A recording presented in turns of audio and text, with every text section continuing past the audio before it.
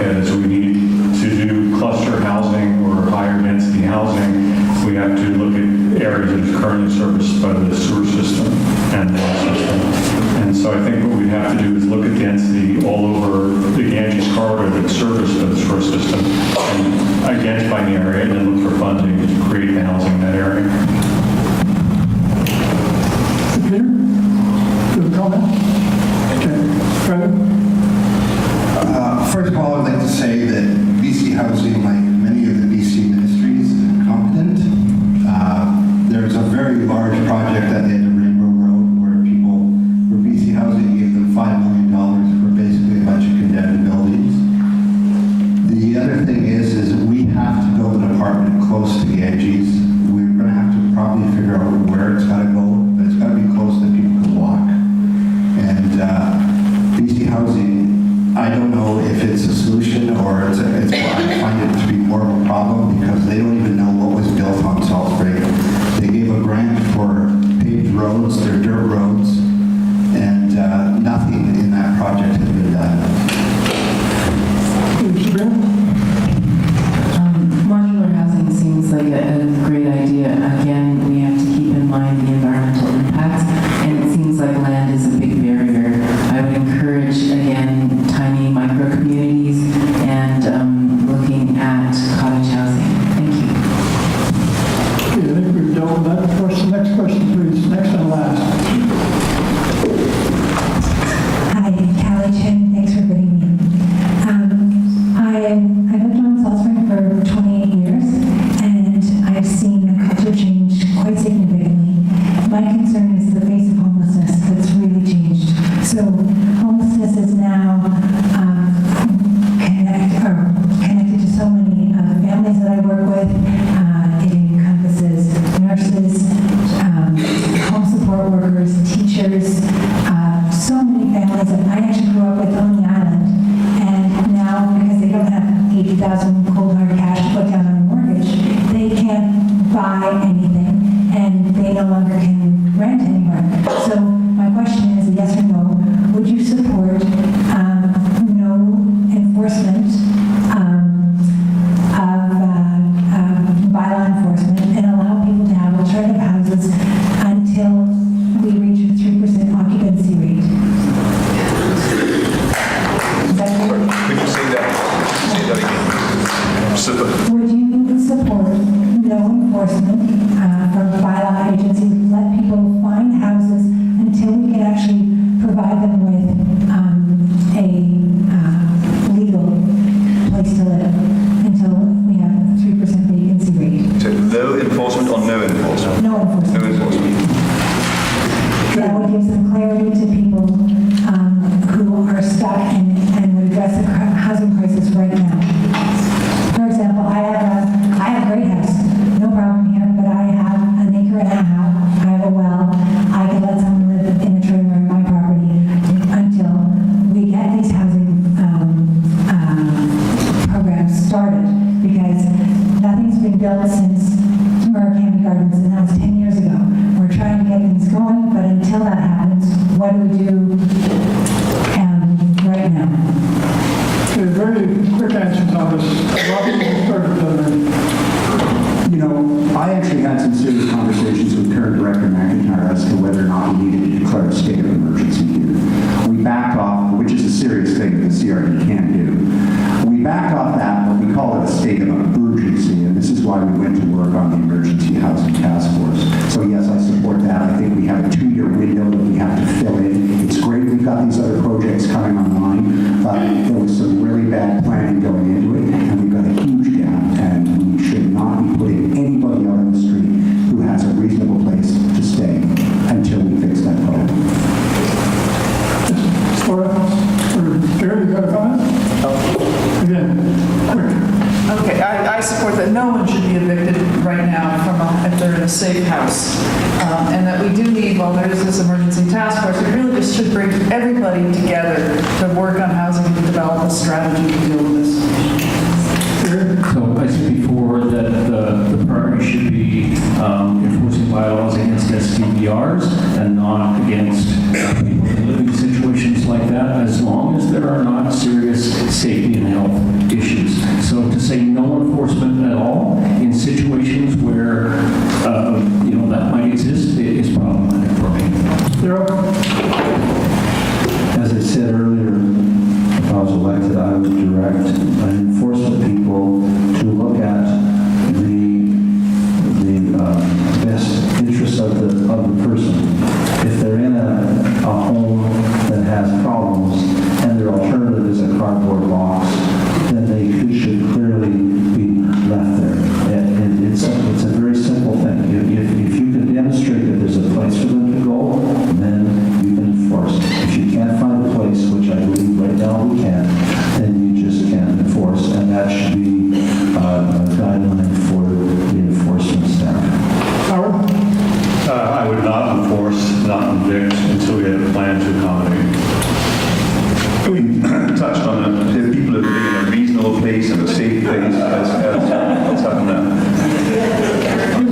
You beat me too quickly. A long, slow beat next time. So if you've got a reasonable place or a safe place to stay, then absolutely. But you can't say no enforcement. It's been said before. And there are health and safety issues, and what you need to understand is that if a bylaw enforcement officer goes to a place and finds a living arrangement which is clearly not safe, and that house burns down tomorrow night, and there are deaths as a consequence of that, it's government that will get sued. You cannot just leave that alone. But there's no excuse. There's no excuse for the housing situation on our island. The province and the CRD between them are responsible. There is ample money, according to Adam Olsen. They're eager to part with that money, and it's mind-boggling that we have moved so slowly on this issue. So I'm very hopeful that with new blood we can get things going. Thank you. This issue was brought up to the Islands Trust in 2003, I believe. The other thing is, I am running because I almost ended up living in a tent. I work here, I live here, I was born here, and when the property I was in was sold, I had, in the middle of July, there's no place to rent here. So I am running because I was almost evicted and living in a tent. I live in an illegal suite right now, and if someone complained, I would have to leave that. So I will not enforce any of that, any evictions. And the other thing is there are bad landlords here with bad places, and they're not getting shut down. The murder that happened at Richard Flack happened in one of these derelict little shanty towns, and it is still open to this day. Sabrina? The short answer is I couldn't say that wow, that's too many negatives. I wouldn't want to put people out on the street, but at the same time, I would really want to make sure that people were in safe, sustainable homes. So yes, if the choice was between somebody being minorly not compliant and living in a cardboard box, no, there shouldn't be enforcement there. But if there are serious safety concerns, I can't in good conscience say that the bylaw shouldn't be enforced. Okay, ladies and gentlemen, that covers the questions from the floor. It's really probably another 20 if you want to stay after midnight. But at this point, I'd ask each of the candidates, starting at the other end this time of problem, to make a 2-minute, and I mean 2-minute, closing comment. And I'd ask the watchmaster to be very precise. If you're caught in the middle, just finish your sentence you're speaking on right then, and that's it. Okay? Thank you, Harold. Well, first of all, thank you to the audience for coming out and participating in the process, and to my fellow candidates for getting involved. What I hope I have presented to you tonight is that I am a very experienced, very easygoing and open-minded person, but also somebody who has a significant background in financial and business management. I make no bones about it. I believe after having dealt with the CRD on Salisbury Island for 6 years for the chair, we have some significant significant problems locally with management, and we have some significant problems with the relationship in Victoria. What I'm asking you to do is give me a mandate to go to work and fix those problems. I understand what those problems are, and I will fix them if you give me that mandate within 100 days of taking office. Thank you once again. My name is Robin Williams, and I'm running for CRD Director.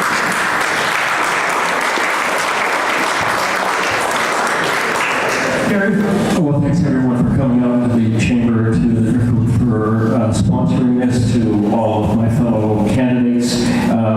Look, in terms of infrastructure priorities, our number one priority has to be affordable housing. We've got 7 projects on the go. That will be my focus. We need to build a new earthquake-proof fire hall that includes an emergency operations center that doesn't collapse in an earthquake. We need to stop shipping our liquid waste off island at a cost of 95% water at a cost of $350,000 per year. We need to complete the North Angeles Transportation Plan, which has had funding in place for 4 years and still has not been completed. We need to expand the bus system that I created. I support the establishment of a local community elected commission, elected at large, not empowering individual commissions, as Robin suggests, that would reinforce our silo effect. We need to work with the fire trustees to keep the old fire hall in public hands, not to flog it off to the highest bidder. We need to secure the right-of-way for the Harbor Walk, but separate from controversial upland zoning, and we can do that with the province in their renewal of the marina lease. I've been a proven record. I have a collaborative approach, not a confrontational one. We do need to make CRD more effective and supportive, and the way to do that is to understand the issue and work with all of the stakeholders, staff, community groups, volunteers, and commissions to improve CRD's support and effectiveness on Salt Spring. That's my commitment to you. Thanks very much.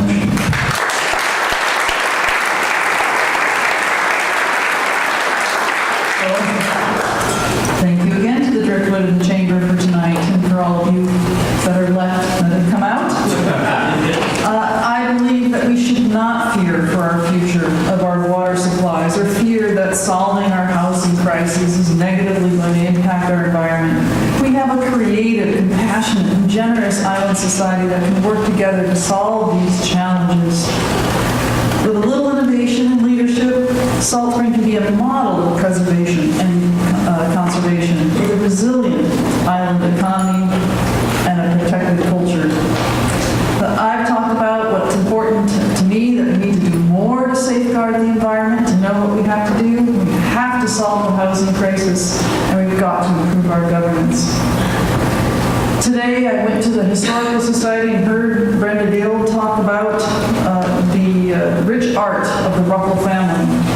She shared with us some concerns when Helen Ruckle passed away. The tenure that existed with BC Parks went sadly with her.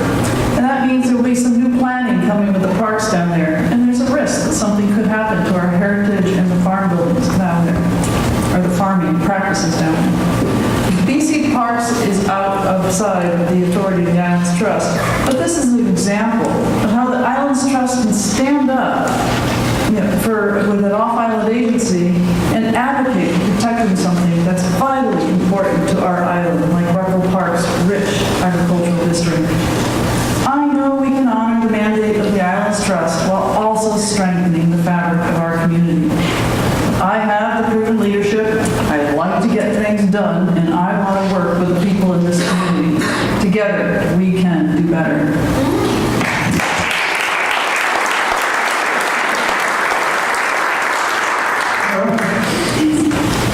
Thank you to the Driftwood and the Chamber. It's been a really well event. And it's a real privilege to participate in a democracy. And I think we